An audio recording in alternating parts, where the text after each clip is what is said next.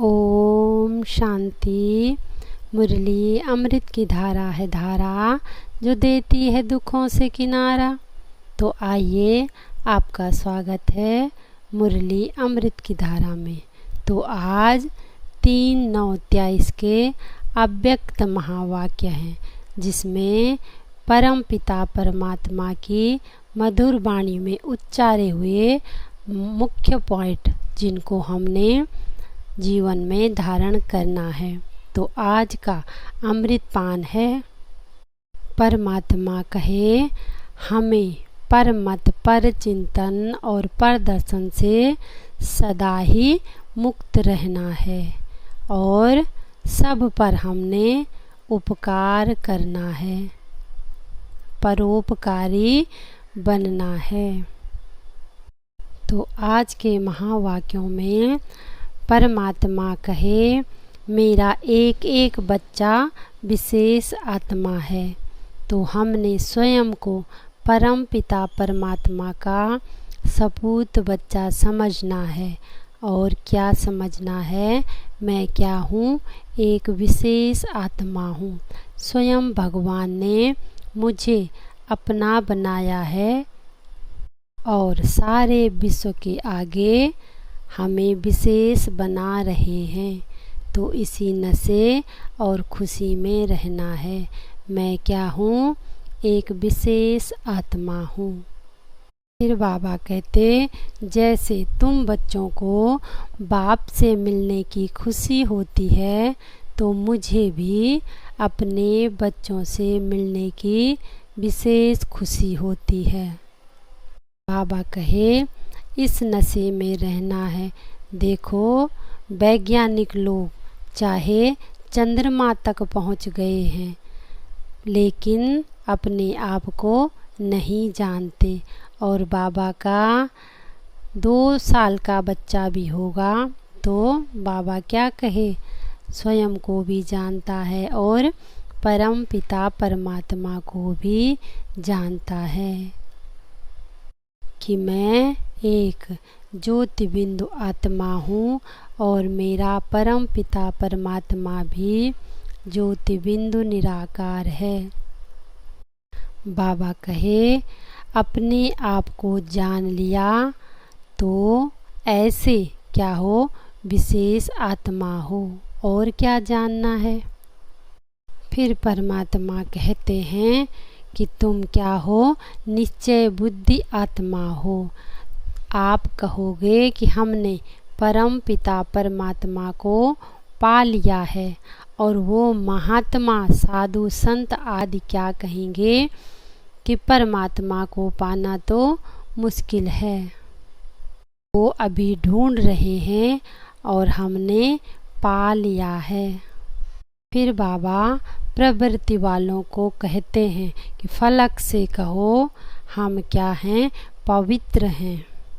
और उन लोगों को यह बात असंभव लगती है कि इकट्ठे कभी प्रवृत्ति में रहते हुए इकट्ठे पवित्र नहीं रह सकते, लेकिन परम पिता परमात्मा की शिक्षाओं से, उनकी श्रीमत से हम पवित्र बन रहे हैं।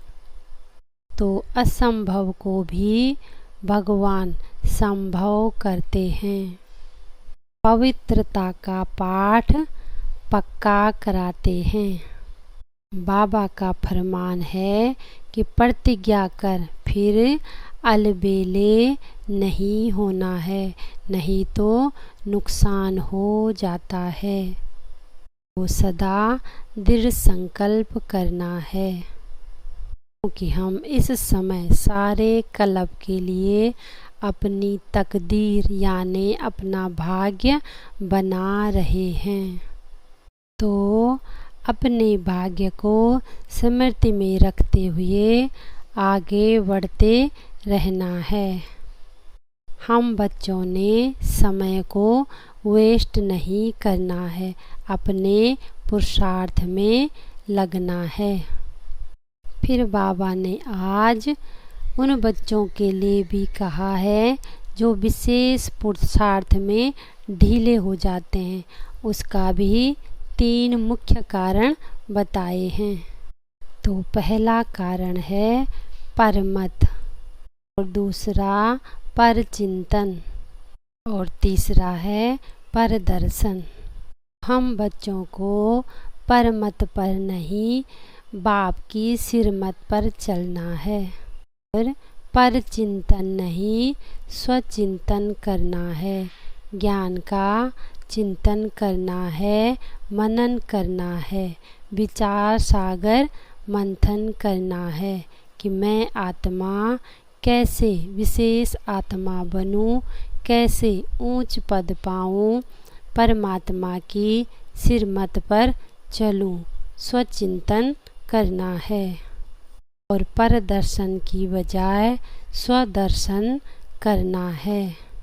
अपना ही दर्शन करना है कि कहीं मेरे से किसी को भी दुख तो नहीं मिला। सबको सुख देना है, सबके प्रति शुभ भावना शुभ कामना रखनी है, स्वार्थ भाव से सेवा करनी है। बुद्धि का योग केवल एक परम पिता परमात्मा के साथ ही रखना है। सच्चा सच्चा सेवाधारी बनना है, कल्याण की भावना रखनी है। यह हम ब्राह्मणों के लिए तीव्र पुरुषार्थ की निशानी। बाबा कहे तुम्हारी जिम्मेवारी ही है सबके प्रति कल्याण की भावना रखना। तो हम बच्चों को परमत, परचिंतन और परदर्शन, इन तीनों ही बातों से मुक्त बनना है, और मुख्य एक बात धारण करनी है, पर उपकारी बनना है।